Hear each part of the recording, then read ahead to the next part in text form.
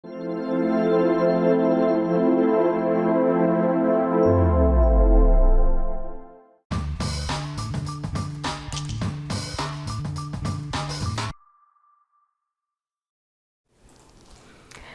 días a todos, soy María Nieto, profesora en los grados de Magisterio de Educación Infantil y Primaria e integrante del Grupo de Investigación en Tecnologías Educativas de la UCAV.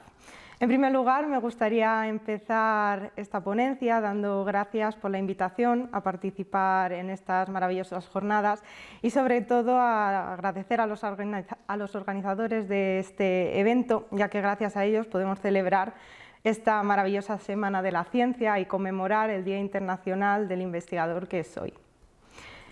Sin más dilación, me dispongo a iniciar mi charla, que presenta uno, por no decir el mayor tabú de la ciencia de la educación, que es el acoso escolar o bullying. A lo largo de esta ponencia me he propuesto conseguir dos metas. La primera, demostrar la importancia de la investigación en la educación, y la segunda, visibilizar un problema en base a mi experiencia investigando esta temática, el cual pues he podido ver que al bullying o acoso escolar no se le da la suficiente importancia de cómo se debería. Esto que acabo de decir es muy importante porque bueno, pues en numerosas ocasiones, cuando en los centros educativos se detecta un caso de acoso escolar, siempre se comete el primer error, que es algo, pues, de hecho, la primera frase que se suele verbalizar ante estas situaciones es: no pasa nada si esto es cosa de niños. Y sí, es cosa de niños en el sentido de que bueno, pues los protagonistas, por llamarlo de alguna manera, de este tipo de conductas son menores de edad, pero eso no les resta peligrosidad a estos actos. Voy a ir comenzando poco a poco, vamos a empezar pues conociendo, mejor dicho, repasando qué es esto del bullying o acoso escolar y bueno, pues poquito a poco nos vamos a ir metiendo en una de mis investigaciones que más cariño tengo, porque bueno, se trata de mi tesis doctoral, por lo que también yo creo que podía iniciar la conferencia de hoy diciendo de hoy he venido aquí a hablar de mi libro. Bueno, pues bromas aparte, al hilo de lo que comentaba sobre el acoso escolar, como pone ahí en la pantalla, pues se trata de un conjunto de conductas intimidatorias reiteradas en el tiempo entre niños de edad similar, donde la víctima presenta problemas para defenderse de su agresor y que, por desgracia, aunque en muchas ocasiones se crea lo contrario, cada vez están en más auge o cada vez son más visibles en el entorno escolar. Quiero destacar varias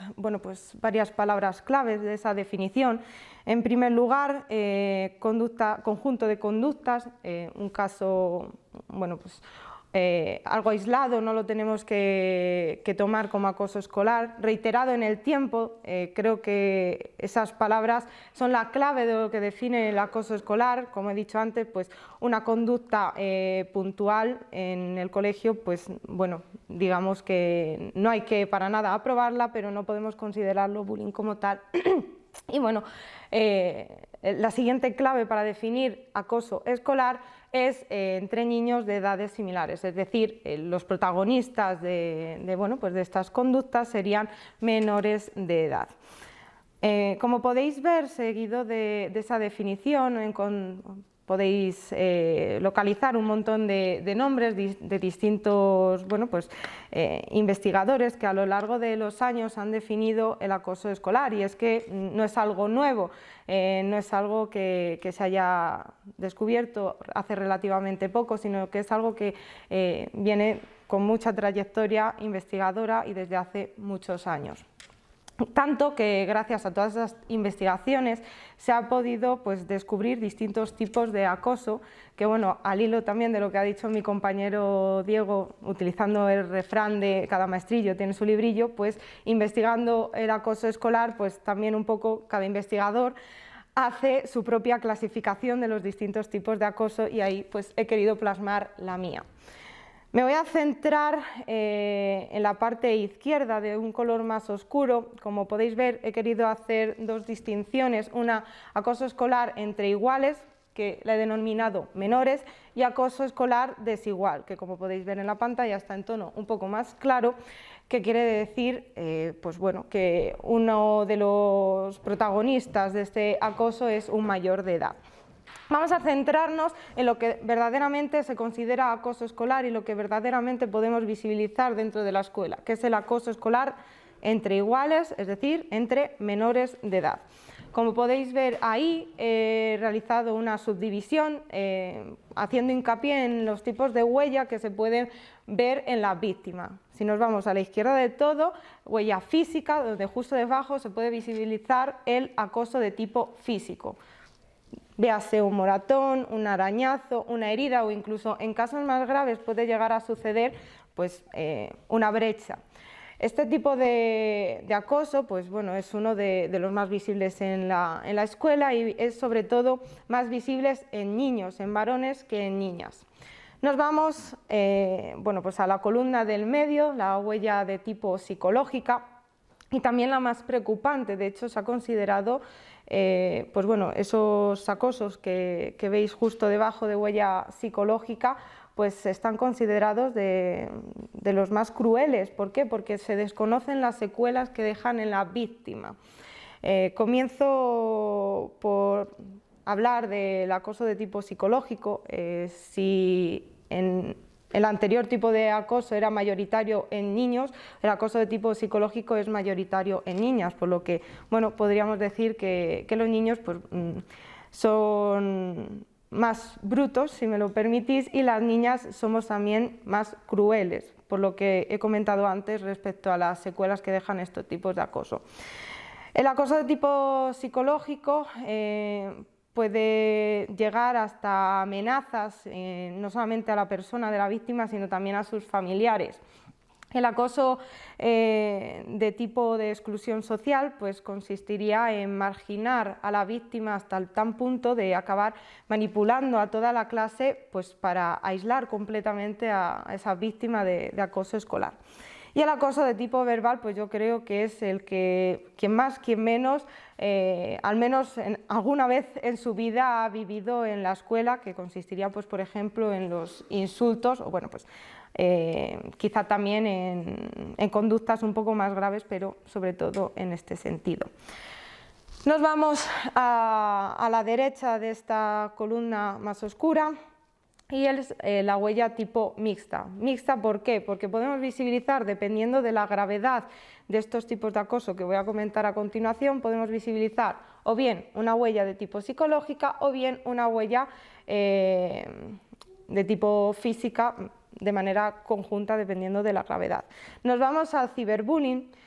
que yo creo que es el principal protagonista en la actualidad de lo que se refiere al acoso en general. Y es que, bueno,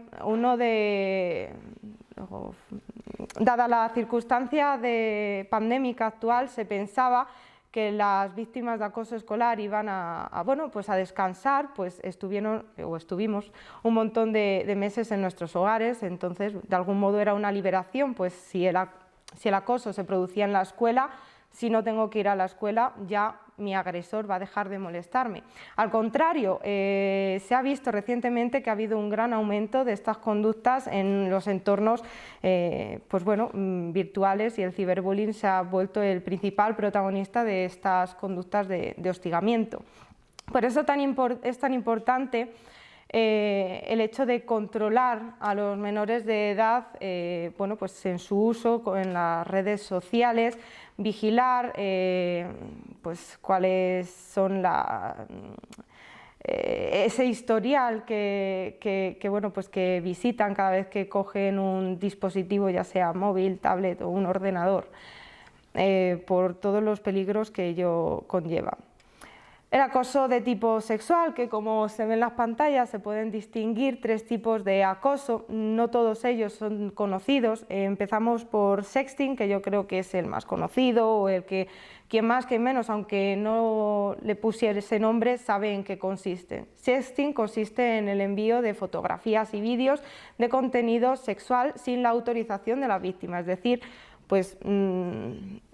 una persona que tiene confianza, por decirlo de algún modo, con su agresor,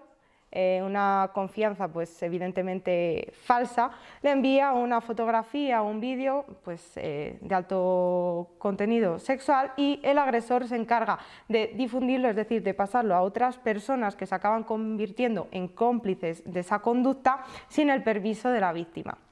Al hilo de esto, otra conducta en este sentido muy parecida es extorsión, que consistiría pues también en el envío de fotografías y vídeos de alto contenido sexual, con la variante de que en este caso el agresor es quien coacciona, es decir, quien chantajea a la víctima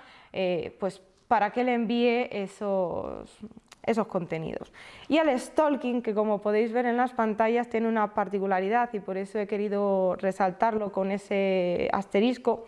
porque el stalking verdaderamente, a mi modo de ver, entra dentro del acoso entre iguales, pero podría también estar en la columna de acoso desigual. Me explico. El stalking suele aparecer en las últimas etapas de la educación secundaria y suele suceder siempre que una pareja se rompe. Es decir, pues el amor adolescente, una pareja pues, bueno, rompe y uno de los miembros de esa pareja no supera esa ruptura. ¿Qué pasa? Pues que ese miembro, pues, que generalmente al ser en estas últimas etapas de la educación secundaria suele ser mayor de edad, por eso digo que tiene la particularidad de que puede estar en la otra columna de acoso desigual, se dedica pues, a chantajear y acosar a su víctima, dado que bueno, pues, no está de acuerdo con la ruptura de esa relación. Nos vamos a la parte más clara de esta tabla, el acoso de tipo desigual, donde bueno, hay, no es acoso escolar como tal, estos tipos pues de violencia que voy a explicar, pero sí que es cierto que las secuelas que dejan estos tipos de hostigamiento son visibles en la etapa educativa, es decir, yo como maestra pues sí que veo la necesidad de conocer este tipo de problemas, porque en el colegio es donde se puede dar la primera voz de alarma y alentar bueno, pues de que a lo mejor hay un alumno que puede estar sufriendo algún problema, que no necesariamente tiene por qué estar sucediendo dentro del entorno escolar. Como podéis ver también, estos tipos de violencia tienen una huella mixta, también dependiendo de la gravedad. Voy a empezar definiendo el grooming, que yo creo que es un tipo de acoso que no está tan visibilizado, a mi modo de ver, de una manera muy errónea, porque debería ser conocido por todo el mundo. Y el grooming consiste en que una persona adulta se crea un perfil falso en las redes sociales y bueno, pues agrega a menores de edad con el fin de aprovecharse de ellos. Este tipo de acoso, grooming, se englobaría dentro del acoso de tipo sexual. Es muy curioso el modus operandi de los agresores porque bueno, se ve perfectamente cómo poco a poco se va ganando la confianza, es decir, pues, el adulto agrega al menor de edad, haciéndose pasar pues, por un amigo de un amigo, poco a poco le va sacando la información, va pues, bueno, adquiriendo pues, ciertos datos que le sirven para cuando el niño, cuando el menor de edad descubre que no se trata de un menor de edad, sino de una persona adulta, pues bueno, esos datos le sirven para chantajearle. Véase, por ejemplo, si un niño va a, bueno, pues, a alguna actividad extraescolar, si le dice de 4 a 5 no estoy en mi casa y vuelvo solo a casa, pues le puede servir al adulto bueno, pues para chantajearle y decirle, si no haces lo que yo te digo, como yo te lo digo, pues puedo raptarte, o incluso pues, amenazas mayores, llegando incluso a amenazar a su familia. Con respecto a la violencia de género por conflicto de intereses, pues bueno, sí que es verdad que la violencia de género es unas conductas que están bastante visibilizadas, y yo creo que toda la sociedad en general estamos sensibilizados con esta temática, pero muchas veces se nos olvida que, bueno, pues que hay esta variante, y es que consistiría en que el agresor, con el fin de dañar aún más a la víctima, pues tendría conductas violentas, pegaría a sus propios hijos, pues para dañar aún más a la víctima. Por eso, a pesar de no entrar dentro de la definición completa de lo que es el acoso escolar, creo que este tipo de conductas deberían de ser tenidas en cuenta en la escuela, pues porque, como he dicho antes, los maestros somos los primeros en dar esa voz de alarma. Como he venido diciendo, he hecho un pequeño spoiler de los dos protagonistas de estas conductas de acoso escolar, que son los agresores o el agresor y la víctima, que, bueno, pues tienen particularidades, características diferentes. Si por un lado los agresores pues suelen ser niños más populares, niños con un carácter más desafiante, sobre todo desafiante hacia adultos, un carácter dominante y bueno, pues que imponen su realidad. Por el contrario, vemos que las víctimas son niños que los artículos suelen dominarlos como, entre comillas, débiles, en el sentido de esa vulnerabilidad que comentaba al inicio al definir qué es el acoso escolar, con respecto a que no se pueden defender de sus agresores, que carecen de esas herramientas para defenderse, y bueno, pues también se caracterizan por ser niños un poco más impopulares. Como ya he dicho, el acoso no es algo nuevo, y a lo largo de la historia pues se ha podido ver que hay tres perfiles que, entre comillas, están predispuestos a sufrir acoso escolar. En primer lugar, el perfil de minorías étnicas. El acoso escolar basado pues bueno, en el racismo es un tipo de acoso que aún en día es visible en la escuela, y el agresor utilizaría cualquier tipo de diferencia, ya sea cultural o incluso de alimentación, para meterse, para insultar o incluso para hostigar a la víctima. Por otro lado, el alumnado que pertenece al colectivo LGTBIQ+, la homofobia y el sexismo pues bueno, son otros tipos de acoso también visibles en la escuela, derivado de esa poca tolerancia. Y en último lugar, el alumnado que pertenece a necesidades educativas. Y bueno, pues aquí hay un perfil que verdaderamente es el que más acoso presenta dentro de, bueno, pues de todo el abanico que engloban las necesidades educativas, y es el alumnado con TDAH. De hecho, se les denomina víctima agresor. ¿Por qué? Porque, dadas sus características y a su particularidad, pues bueno, pues dado a ese nerviosismo que, dado por su comportamiento, pueden llegar a generar a su alrededor, pues les hace ser foco de ese hostigamiento por parte de los agresores. Vuelvo a retomar la definición de víctima, y he hablado de que son niños que, bueno, pues que se les considera y se habla de que son niños vulnerables. Entonces, yo en mi tesis me pregunté,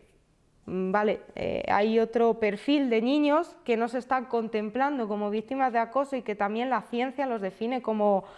vulnerables, y son los niños prematuros. Por lo que, bueno, decidí investigar si los niños prematuros podían ser un nuevo perfil de víctimas de este acoso en la escuela. Vamos a repasar qué es eso de la prematuridad, y como se puede ver en la pantalla, vemos que los niños prematuros son aquellos que nacen pues con un corto periodo gestacional menor a las 37 semanas y con un peso inferior a los 2,5 kilos. Además, pueden tener una serie de factores que acompañan a esa prematuridad: la talla inferior a 47 centímetros, perímetro cefálico inferior a 33 centímetros y perímetro torácico inferior a los 30 centímetros. Además, pues dado a ese corto periodo gestacional, pues esa prematuridad puede ir acompañada de una serie de secuelas como las que se pueden ver ahí en pantalla, como problemas de conducta, problemas cognitivos, dificultades de aprendizaje o problemas en la motricidad. Claro, en este punto, lo primero que pensé, si un niño prematuro, en el caso de ser víctima de acoso, sí podría ser simplemente por el mero hecho de ser prematuro, por esa característica común a lo que es la víctima de vulnerabilidad o de fragilidad, por decirlo de algún modo, o por el hecho de tener alguna secuela que acompañase a esa prematuridad. En ese sentido, si un niño prematuro es acosado derivado de esas secuelas, ya entraría dentro del perfil de alumnado víctima de acoso por presentar necesidades educativas. Para ello, pues, se tomó la decisión de investigar uno de los problemas más visibles en la primera infancia, sobre todo en niños prematuros, que son los problemas del desarrollo del habla. Como podéis ver en pantalla, hablo de las dislalias o trastornos de la articulación del habla. Ahí podéis ver, pues si alguien tiene curiosidad en seguir informándose sobre qué es esto de las dislalias, pues podéis ver un cuadro resumen de los distintos tipos de trastornos de la articulación del habla que autores pues como Perelló, Cano Navarro, Peña Casanova han investigado a lo largo del tiempo. La particularidad de las dislalias es que puede desencadenar problemas del desarrollo lingüístico y problemas también en la lectoescritura que harían nuevamente ser a los niños que presentan, es decir, a los niños prematuros que presentan estas dificultades, pues ser foco de hostigamiento en la escuela, por lo que no entraría la prematuridad dentro de este perfil nuevo de víctima de acoso, sino que pertenecería al alumnado con necesidades educativas. Una de las cosas que más me motivó y que también, por otro lado, más me decepcionó a título personal en la investigación sobre el acoso escolar fueron las secuelas que deja este acoso. Hay estudios que afirman que las víctimas de acoso presentan secuelas 40 años después de haber sido víctimas. Es decir, yo lo primero que pienso es un niño que actualmente con 10 años esté sufriendo acoso escolar, cuando tenga 50 años, es decir, en su etapa adulta, va a seguir sufriendo estas secuelas. Claro, ante estos datos, yo lo mínimo que esperaba es que cuando fuese a cualquier centro educativo a contar la problemática que es el acoso escolar, a solicitar su participación en este estudio, pues que con estos datos tuviesen un poquito de sensibilidad y participasen. Y nada más lejos de la realidad, a pesar de ir con esta información, los centros educativos se suelen negar. Esto lo digo con conocimiento de causa, porque a lo largo de mi tesis doctoral he investigado por distintos centros educativos y me he encontrado con más noes que síes, es decir, con más negativas, con más rechazo a participar y con más la frase célebre cada vez que iba a un colegio es de no, aquí no hay acoso. Y luego, cuando lo he investigado, he descubierto que por desgracia raro es el centro educativo que se salva de este tipo de conductas. He puesto esta diapositiva para conocer un poco cómo serían dos perfiles de dos alumnos que han participado en el estudio. Cuento un poquito en lo que consiste la prueba que utilizo. Utilizo el TESABE, Acoso y Violencia Escolar, de Piñuel y Oñate. Y consiste en una batería de 94 preguntas divididas en dos partes, una centrada en lo que serían las conductas de acoso que se pueden visibilizar dentro del entorno educativo y otra, por otro lado, preguntas más psicológicas que tienen que ver con el autoconcepto del alumno que está realizando el test. Si nos vamos a la izquierda de la pantalla podéis ver el perfil de un niño que, bueno, de un niño o de una niña, no sé muy bien, de un alumno que no presenta acoso escolar. ¿Por qué lo sabemos? Si os fijáis, podéis ver que bueno, pues hay una serie de puntitos que no se salen de esta columna de color verde, por lo que quiere decir que para esos ítems, es decir, para cada uno de esos puntos, el alumno no presenta acoso escolar, está bien. Si nos vamos a la izquierda de la pantalla, como os podéis imaginar, pues estamos ante el perfil de un alumno que presenta pues no solo acoso escolar, sino un alto grado de acoso escolar. Pues lo vemos que la mayoría de los puntos se encuentran a la derecha del todo, es decir, en la columna de color más, bueno, pues de color amarillo más claro, que bueno, pues nos dan lugar a visibilizar que en este caso pues el alumno presentaba un alto grado de acoso escolar. De hecho, para mí este perfil tiene una historia detrás, y es que, bueno, pues casualidades de la vida, cuando yo entré en un colegio pues ofertando la posibilidad de participar en mi investigación, pues el colegio me dijo que no había ningún acoso escolar y que no me podía pues aportar ningún dato, pues porque estaban muy contentos con todo el alumnado, ya que todos los niños se portaban muy bien. Sin embargo, pues al tiempo una madre se puso en contacto conmigo, se enteró que estaba investigando sobre esta temática y me dijo que sospechaba que su hijo podía estar sufriendo de acoso escolar y que quería participar en el estudio. Efectivamente, pues como podéis comprobar en la pantalla, se vio que el niño presentaba acoso escolar y bueno, pues hablando con la madre, yo le pregunté que a qué centro educativo iba su hijo, y era al centro educativo que en primer lugar me había dicho pues que no había acoso escolar. Otro dato más que nos hace replantearnos el porqué del título de esta charla, por qué el acoso es el gran tabú y por qué ese miedo por parte de las entidades educativas por visibilizar y por investigar pues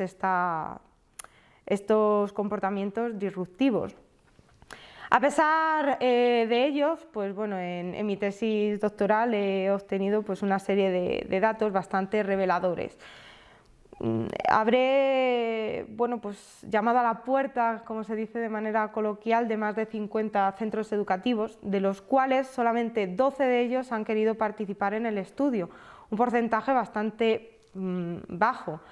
A pesar de ello, pues bueno, como os podéis ver en esta última columna, se observa que hay 255 participantes de estudio. De esos 255 vemos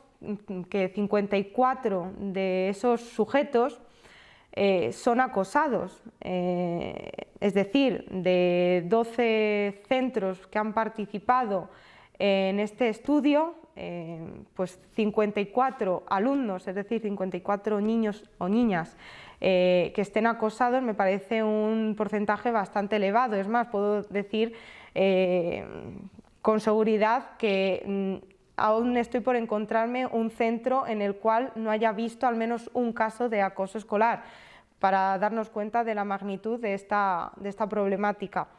En ocasiones el centro no quiere visibilizar o no quiere investigar sobre este problema por miedo. Se piensa efectivamente que el acoso escolar es cosa de niños y que no se le debe de dar la importancia que merece,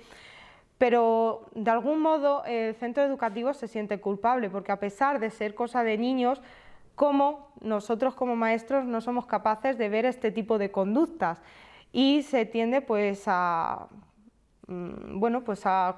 culpabilizar a los maestros por no ver esto. Yo creo que por eso se hace un poco ojos que no ven, corazón que no siente. Es decir, si no investigo sobre esta temática, si no lo visibilizo, pues es que no existe y que en mi centro educativo no sucede. Voy a terminar la ponencia invitando a la reflexión con esta con esta noticia y bueno, pues voy a presentar los resultados de lo que fue mi trabajo de fin de máster, porque lo que voy a comentar a continuación es bastante curioso. Si veis a la izquierda de todo, la noticia dice así: la Consejería de Educación detectó el curso pasado 6 casos de acoso en Salamanca. La cifra supone duplicar los casos confirmados en el curso 2017-2018. Yo no soy matemática y de hecho las matemáticas se me dan un poco regular, pero si no he entendido mal, supuestamente en el año 2017-2018 solamente hubo 3 casos de acoso escolar confirmados en Salamanca, ¿no? Hasta ahí todos de acuerdo. Si nos vamos a la derecha, en esa gráfica, sobre todo en la última columna, en la de más a la derecha,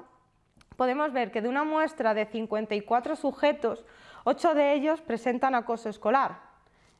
Esta investigación, pues como digo, fue uno de los resultados de mi trabajo de fin de máster del curso 2017-2018, realizado también en la ciudad de Salamanca. Y es más, en esta investigación solamente participaron 2 centros educativos de toda Salamanca, por lo que si de una muestra, de 2 centros, de una muestra tan pequeña, se observan ese alto porcentaje de víctimas de acoso, aquí hay algo que falla. Por eso, pues, de nuevo quiero invitaros a reflexionar sobre la importancia de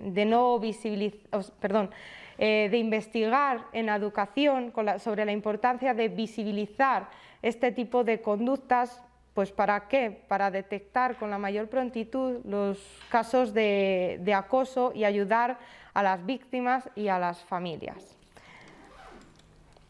Bueno, pues hasta aquí mi ponencia, espero que la hayan disfrutado igual que yo y muchas gracias por escucharme y estoy a su disposición para cualquier duda que pueda surgir.